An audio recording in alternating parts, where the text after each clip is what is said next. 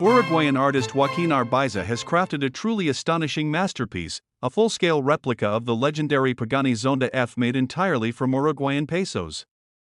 This extraordinary creation, commissioned by car collector Jorge Gomez, took 3 painstaking years to complete, longer than it takes Pagani to build one of its iconic V12-powered hypercars.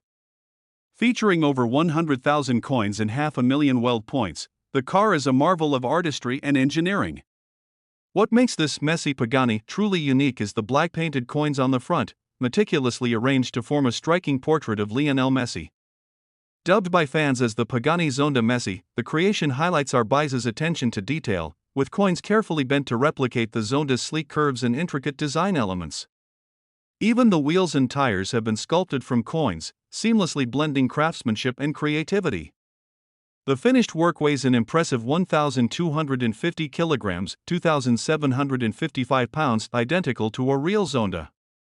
As in homage to both Messi and Pagani, this coin-crafted hypercar, also known as the Messi car made of coins, stands as a testament to the fusion of art, sports, and automotive passion.